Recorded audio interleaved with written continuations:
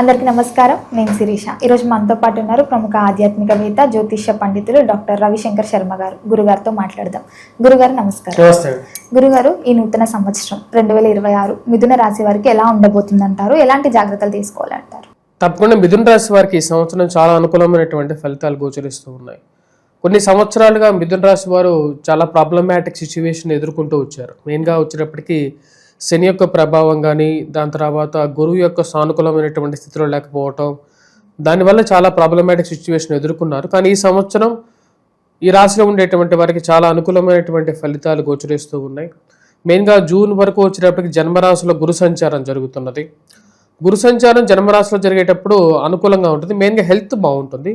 వయోవృద్ధులకి ఆరోగ్యపరంగా health recovery జరగడం, అదేవిధంగా ప్రశాంతంగా ఉండడానికి అనుకూలత, ప్రశాంతంగా సమయానికి భోజనం తినటం, కంటి నిద్ర, ఇవి చాలా చిన్న చిన్న మాటలుగా అనిపించవచ్చు, కానీ అవి చాలా ఇంపార్టెంట్ లైఫ్లో. ఎవరు ఎంత కోట్లు ఉన్నా సరే ఎవరు ప్రశాంతంగా ఉండేటువంటి వారు చాలా తక్కువ మంది ఉంటారు. డబ్బు ఎప్పుడు ప్రశాంతత ఇవ్వదు, కానీ ఆ ప్రశాంతత అనేది రాశిలో ఉండేటువంటి వారికి రాబోయేటువంటి సంవత్సరంలో పొందగలుగుతారు. అదేవిధంగా గురువు జూన్ 2వ తారీఖున గురువు మార్పు అనేది ఉంది. ఉచ్చ స్థానాల్లోకి ధనస్థానాల్లోకి వెళ్ళబోతున్నాడు. అప్పటి నుంచి రాశిలో ఉండేటువంటి వారికి అనుకూలత అనేది పెరుగుతుంది. వాటితో పాటు ఈ రాశిలో ఉండేటువంటి వారికి అనుకూలత బాగా పెరగటం, అదేవిధంగా ఈ సంవత్సరం కుజుడు యొక్క వక్రగతి సింహంలో జరుగుతుంది. అది కూడా కలిసి వచ్చేటువంటి ఒక పాయింట్ అన్నమాట. ఈ 2 పాయింట్స్ చాలా అనుకూలంగా ఉంటుంది. ఆకర్షణీయంగా 10 మందిలో ఆకర్షణీయంగా వీరు మాట్లాడేటువంటి మాటలకి 10 మంది అట్రాక్ట్ అవ్వటం, వీరికి ఇన్వెస్ట్మెంట్స్ పరంగా మెయిన్గా బిజినెస్లో ఉండేటువంటి వారికి 10 మందిని అట్రాక్ట్ చేయాల్సినటువంటి పరిస్థితి అనేది ఉంటుంది. ఆ యొక్క పరిస్థితిని వీరు పొందగలుగుతారు. అదేవిధంగా వచ్చేటప్పటికీ వైవాహిక జీవితంలో మెయిన్గా ఎవరికైతే ప్రాబ్లమాటిక్ సిచ్యువేషన్స్ ఉన్నాయో వారు ఆ యొక్క విషయాల్లో వారి యొక్క మళ్ళీ లైఫ్ని మళ్ళీ రీస్టార్ట్ చేయాలని చెప్పి నిర్ణయించుకోవటం, ప్రశాంతంగా జీవితం అనేది మారటం అనేది జరుగుతుంది. మిథున రాశి వారికి గురువు యొక్క సానుకూలమైనటువంటి స్థితి ఈ సంవత్సరం అనుకూలమైనటువంటి ఫలితాన్ని ఎక్కువగా ఇస్తుంది. వాటితో పాటు విద్యార్థులకు కూడా అనుకూలంగా ఉంటుంది. జూన్ వరకు ఒకలాగా, జూన్ తర్వాత ఒకలాగా ఉంటుంది. ఓవరాల్గా చెప్పాలంటే జూన్ వరకు ఒకటి మెయిన్గా పెద్ద పెద్ద ఇన్వెస్ట్మెంట్స్లో సమయానికి ఒక పనిని 2 సార్లు చేయాల్సినటువంటి పరిస్థితి ఏర్పడుతుంటుంది. కొన్నిసార్లు మనం వెళ్ళే టైంకి ఏదైనా ఎవరైనా కలవటానికి వెళ్ళినా సరే ఆ సమయానికి వాళ్ళ ఇంట్లో లేకపోవటం, సెకండ్ టైం కూడా వెళ్ళాల్సినటువంటి పరిస్థితి ఏర్పడుతూ ఉంటుంది. అటువంటి పరిస్థితి జూన్ వరకు ఉంటుంది. జూన్ తర్వాత నుండి ఈ సంవత్సరంలో ఈ రాశి వారికి అనుకూలత అనేది ఎక్కువగా ఉంటుంది.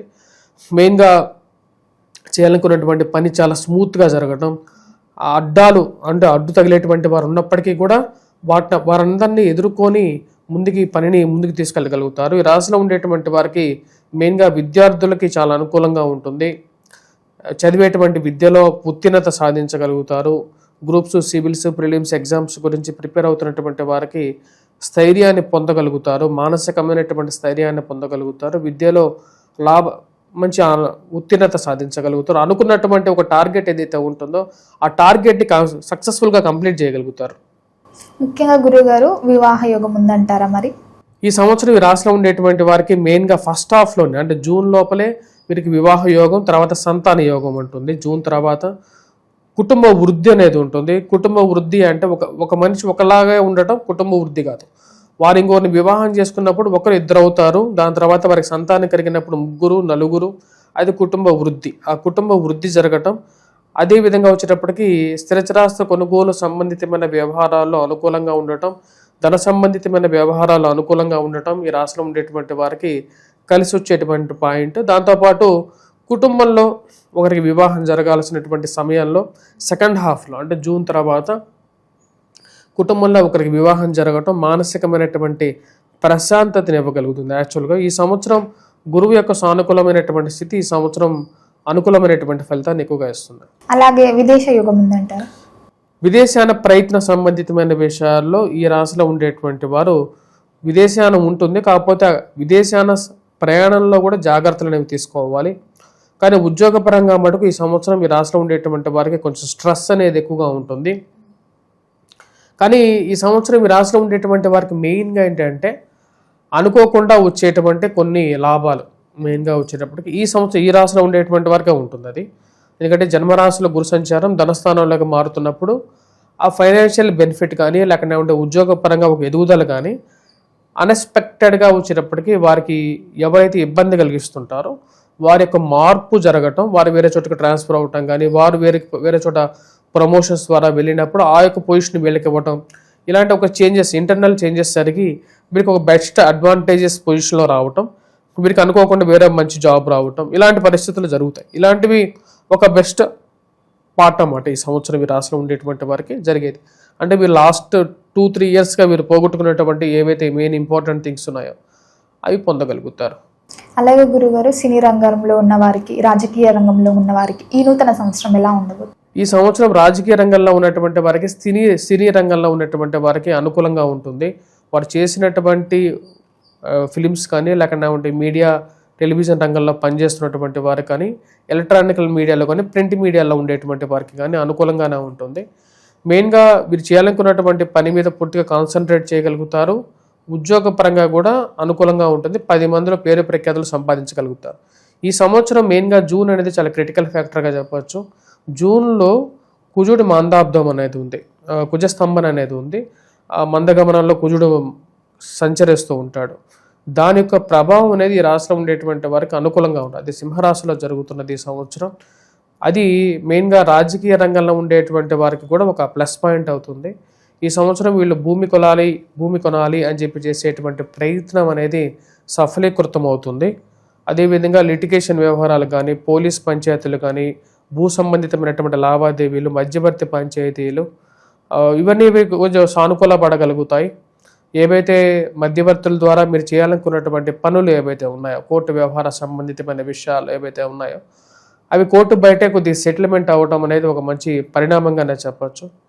ఈ రాశిలో ఉండేటువంటి వారికి అప్పుడప్పుడు కొన్ని చికాకు కలిగించేటువంటి పరిస్థితులు ఏర్పడుతున్నప్పటికీ కూడా ఓవరాల్గా కుటుంబంలో జరిగేటువంటి కొన్ని శుభకార్యాలు మానసికమైనటువంటి ఆనందానికి గల కారకంగా ఉండే విధంగా ఉంటుంది. ఈ సంవత్సరం ఓవరాల్గా అడ్వాంటేజెస్గా ఉంటుంది. కానీ ఉద్యోగపరంగా మటుకు కొంచెం స్ట్రెస్ అనేది ఉంటుంది. చేయాలనుకున్నటువంటి పని కన్నా కూడా వేరే వాళ్ళ పని కూడా చేయాల్సినటువంటి పరిస్థితి అనేది ఏర్పడుతూ ఉంటుంది. ఎందుకంటే శని యొక్క ప్రభావం అదే విధంగా ఉంది. అదేవిధంగా సెల్ఫ్ డ్రైవింగ్లో ఈ రాశిలో ఉండేటువంటి వారు జాగ్రత్తలు అనేవి తీసుకోవాలి. శని యొక్క దృష్టి చతుర్థం మీద ఉంది. దాని యొక్క ప్రభావం ఈ రాశిలో ఉండేటువంటి వారు ఆకస్మికంగా మెయిన్గా బైక్స్ నడిపేటప్పుడు కానీ జాగ్రత్తలు తీసుకొని ముందుకు వెళ్ళండి. మెయిన్గా రాజకీయ రంగంలో ఉండేటువంటి వారికి ఊహించిన విధంగా ఒక పదవి రావటం, మానసికమైనటువంటి ఆనందానికి లోనవుతారు వాళ్ళు రాశిలో ఉండేటువంటి వారు. అలాగే గురువారు, ముఖ్యంగా ఈ నూతన సంవత్సరం ఎవరైతే మిథున రాశి వాళ్ళు ఓన్ బిజినెస్ స్టార్ట్ చేయాలనుకుంటారు, సో ఈ మిథున రాశి వారికి ఏ బిజినెస్ స్టార్ట్ చేస్తే వీళ్ళ కెరియర్ డెవలప్మెంట్ ఉంటుందంటారు? తప్పకుండా ఈ సంవత్సరం మిథున రాశి వారు కొత్తగా ఏదైనా బిజినెస్ చేయాలి లేకపోతే ప్రొఫెషనల్లో ఎదగాలి అని చెప్పి చేస్తున్నటువంటి వారు మెయిన్గా వచ్చేటప్పటికి హోటల్, టీ స్టాల్స్ కానీ లేకపోతే బుక్ స్టాల్స్ కానీ, వాటితో పాటు స్కూల్స్ కానీ, ప్రైమరీ స్కూల్స్ కానీ, ప్రీ స్కూల్స్ కానీ ఇలాంటివి చేస్తే సక్సెస్ అవుతారు కంపల్సరీగా.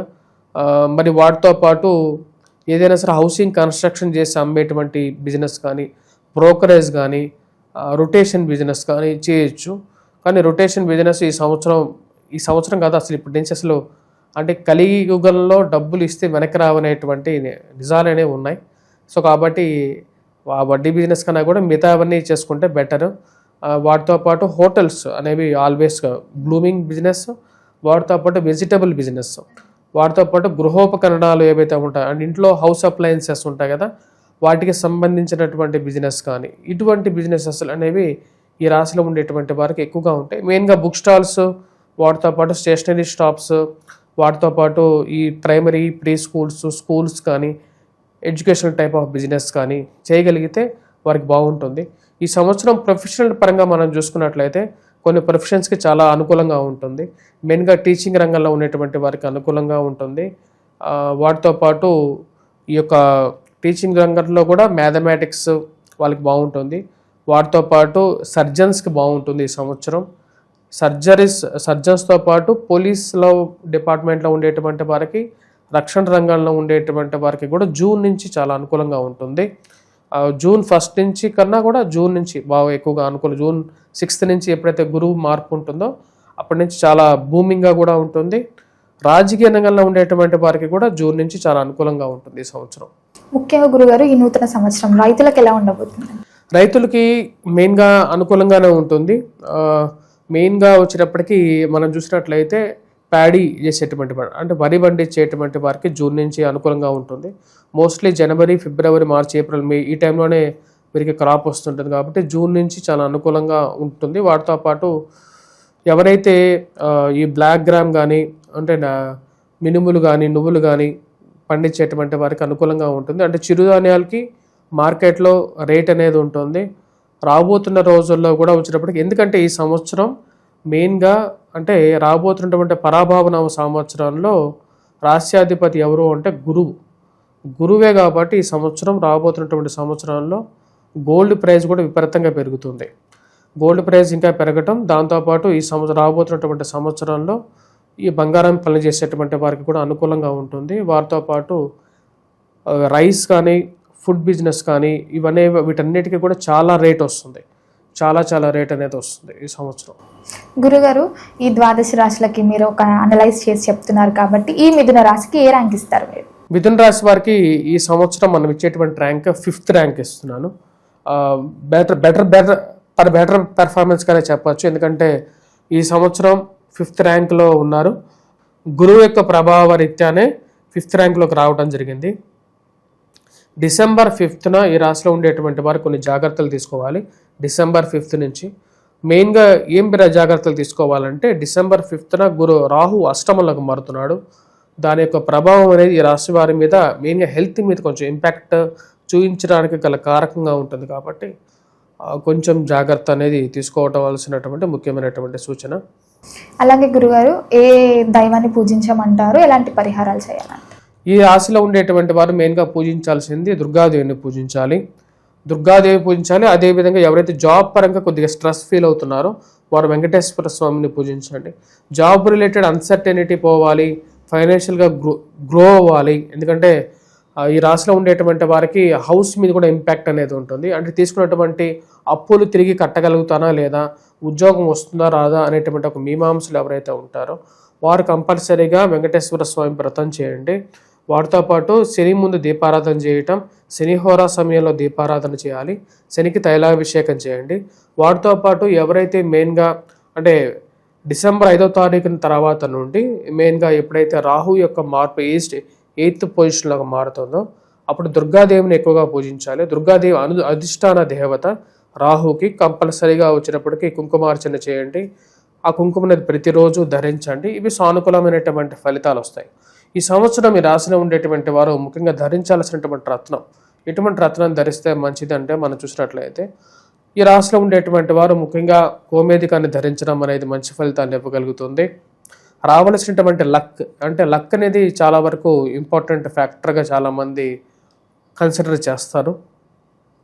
ఎందుకంటే ఒక మనిషి 60 ఏళ్ళు పనిచేయటం కన్నా 10 ఏళ్ళు హయ్యెస్ట్ పేలో పనిచేయటం కూడా మంచిదే అని చెప్పి నా ఒపీనియన్ కూడా. ఎందుకంటే 60 ఏళ్ళు పనిచేసినట్లయితే ఎక్స్పీరియన్స్ వస్తుందా కానీ టైం అనేది వేస్ట్ అవుతుంటుంది లైఫ్లో. ఆ 40 ఏళ్ళు ఇంకేదైనా పని కూడా చేయొచ్చు చాలా వరకు కూడా. సో ఆ లక్ ఫ్యాక్టర్ని మెయిన్గా ఇంపాక్ట్ చేస్తున్నది ఈ సంవత్సరం మెయిన్గా వచ్చేటప్పటికి రాహు ఎక్కువ ఇంపాక్ట్ చేస్తున్నాడు. జన్మరాశిలో ఉన్నటువంటి గురువు భాగ్యస్థానాన్ని చూస్తాడు, కానీ భాగ్యస్థానాల్లో రాహు ఉన్నాడు ఈ సంవత్సరం. టిల్ డిసెంబర్ 5th వరకు కూడా ఉంటాడు. కాబట్టి మీరు దుర్గాదేవిని అమ్మవారిని నమ్మండి. అమ్మవారు ఈ భూమండలానికే కాకుండా ఈ ప్రపంచానికే అధిదేవత కాబట్టి అమ్మవారు మీకు కోరికలను మన్నించగలుగుతారు. గురుగారు మొత్తం మీద నూతన సంవత్సరం 2026 మిథున రాశి వారికి ఎలా ఉంటుంది, ఎలాంటి జాగ్రత్తలు తీసుకోవాలి, ఏ దైవాన్ని పూజించాలి తెలియజేసినందుకు ధన్యవాదాలు.